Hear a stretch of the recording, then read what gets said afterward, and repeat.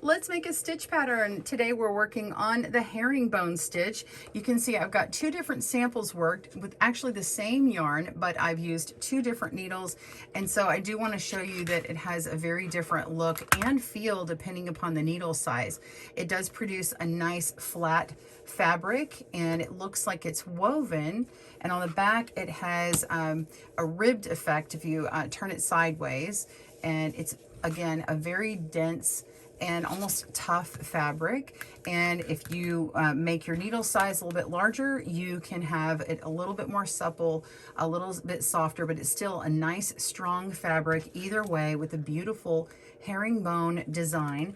This is a easy pattern to do. I wouldn't say it's a beginner one, but you can absolutely do it. If you are a beginner, I suggest working with the larger needles. So let's jump into learning this 2-stitch pattern repeat today on GoodKnit Kisses. Welcome to GoodKnit Kisses. We're all about helping you stitch your love and love your stitches. To get the written pattern as well as information on the needles and yarn used, please click on the video description down below and you'll see the link there. We do have a pattern for a full square on this, including a 12 by 12 and a 7 by 9 in both sizes, and those would be just making for your own use, or if you want to make the 7 by 9 for Warm Up America blankets. And more information again is down in the links below. If you need the right or left-handed video, please click down in the description below again to find the links for those videos. And the left-handed video is reversed. I'm a right-handed knitter, and so I will be making it that way, but you can get that reversed video again down below. Before we begin, I want to emphasize how important it is to make sure that your tension is not too tight when you make this stitch. So I will reiterate that right when we begin on row 1, but I do want to show you this little sample here. So this one is showing it with my smaller needles. I was using a US 7. These over here are US 10. And you can see how this bind off looks a little bit loose. In fact, I had to knit two together at the end a couple of times to make sure that it was not too loose. So if you are a little bit too tight here, or a lot too tight, you could run into a situation where it's just your bind off is not going to work. It's going to look like really loose. In fact, if I just I had another sample here and I had done this one, and I actually had to knit two together across in my bind off all the way across. You can see how this bind off does not look the same as this one because there's like half as many stitches literally, and it really doesn't match my cast on. So I just wanted to let you be aware of that and see how tight this one was. And it does roll this direction, so you can still stitch it to something else so that it doesn't roll, or you can add on an end to either of those ends to combat that. And of course, if you want to slip stitches or pick them up different on the sides, you can do that as well. So that's just something to know about this stitch. So you're going to cast on any number of stitches, whether it's even or odd, it doesn't matter on this one. It is a 2-row repeat. Now for this medium worsted weight yarn, if you want to make the sample like I've made here with the US 10 needles, then you're going to need to cast on 69 stitches for a 12 by 12 size. Or if you want to use the US 7s in the same yarn, you could cast on 75 stitches, and you should be able to get a 12 by 12 in that as well. And that's of course my gauge. So go ahead and cast on, pause your video, and I'll meet you for row 1. See you soon. Okay, so I've got a long tail cast on. You've seen I've done several of these rows here, but the way it begins, you're just going to work with 2 stitches at a time, and we're working into the back loop of 2 stitches at a time. So just go right into the back of those 2 stitches, okay? 1 and 2, and we're going to knit those 2 stitches together. Pull up our loop, and normally you might kind of just pull through one and then continue on and let them drop, but in this case we're actually going to elongate and make that stitch just a little bit longer to work in our looseness. If you make it too tight, you will have that bind off issue.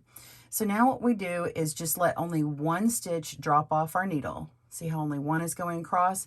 And now we're going to work that next stitch again with the stitch after that. So you're going to work into the back loop of the next 2 stitches, knit those 2 stitches together, pull up a loop, and then let only 1 drop off.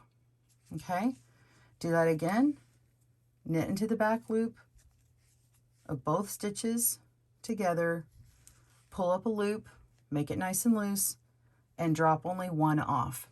So when you stare at your work, if you've got one loop down like this, then you know that you've already worked it and dropped one off, and you're ready to begin the repeat. So just simply repeat all the way across, knitting 2 together in the back loop, drop 1 stitch off, leave the remaining, and then work it again. You're going to do that all the way until the last 2 stitches, and then you'll knit the last stitch just as normal. So go ahead and work those stitches, pause your video, and I'll meet you for the last 2 stitches, and I'll show you how to do that. See you soon. Be sure and make sure that this is loose when you pull up a stitch. Just like this, and drop it off. We'll see you in a moment. All right, we're on our last 2 stitches. I've already dropped off that last stitch here, and we're ready to work into the last 2 stitches. Go into the back loop, knit 2 together, only let 1 drop off. Then we have 1 stitch left, and we're just going to knit that with just a regular knit stitch in the front. And that's all. Then we'll turn our work over, and we're going to go to row 2. Now it'll look like it's sort of jogged over, and that's okay. So row 2 is going to be something similar, except you're purling, okay? Just a regular purl 2 together, except you're just going to drop off 1 stitch only like the row before. So go ahead and purl those 2 together, slide it to the end, and let only 1 drop off, okay? Go into the front of the next 2 stitches, purl 2 together, let 1 drop off. I actually think the purl 2 together is actually a little easier.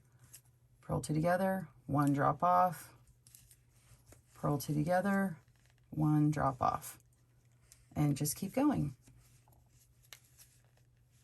And that's it.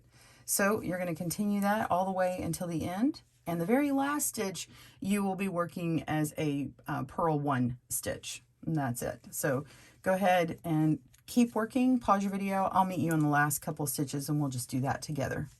All right, see you in a moment.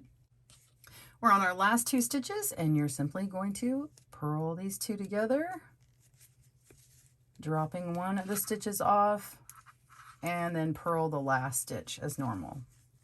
That's it. So just continue repeating that 2-stitch repeat until you have your desired length, and then you're just going to bind off as normal. And I'm going to go ahead and bind off right now. If you find after you've bound off it's just way too big, of course you can redo it, obviously, but you can just knit 2 together at the ends, and it should kind of pull in those 2 ends that might need a little bit adjusting. But if it's way too much, you can do my little trick where you knit 2 together across the whole thing. I just don't think it has that great of a look to it, but if you're just sewing it against something else, then you really don't need to worry about that. You could even just use a crochet hook to crochet across the whole thing if you needed to. But as long as you've been loose with your stitches, you should be no problem. So let's go ahead, a regular bind off. We're just going to knit 1 and then knit the next stitch, move the first loop over the second, and then move on. Knit the next stitch, move the first loop over the second, and move on. You just continue that until you have no stitches left, and then pull through. And I'll show you what mine looks like here in a moment. See you soon. All right, on those last 2 stitches, I just pulled on through, and I wanted you to see what this looks like. It's not blocked. You can see that it does curl on the ends, so you need to lay it flat here to see. But you can see how it flares out just a hair on the side, so you can just knit 2 together at the beginning of the bind off and at the end of the bind off, and then that would pull that in just a little bit. And then for the most part, this is actually fine. It's just curling. So my tension was really done well in the middle of here. But let's say yours is really rolling and flaring out a lot, then you would need to do what I did in this other sample here, where I basically just knit 2 together as I bound off, and you can see it makes a difference here. But if it's sewn into a project, it won't really matter as much. This one here, I knit 2 together a couple of times at the end to sort of solve for that issue, and it was fine. So you can kind of finagle that a little bit, but again, the main thing is that you keep it nice and loose in the main stitch pattern. And this is just really a note to all those tight knitters out there. Not everybody's a tight knitter, but if you are, I just wanted you to really know about that, because there are tutorials out there that don't really tell you that, and I think that you should know that information. So if you enjoyed this video and found it helpful, please hit the like button, hit that boop, and share it with someone that you think may have had issue with the herringbone in the past. I hope that this has helped you. I'd love to see what you've made, so if you want to tag me on Instagram at GoodKnitKisses, that would be wonderful, and comment down below and let me know if you enjoyed this or not. I'd love to hear from you. Thanks for joining us today, where we help you stitch your love and love your stitches. See you again soon.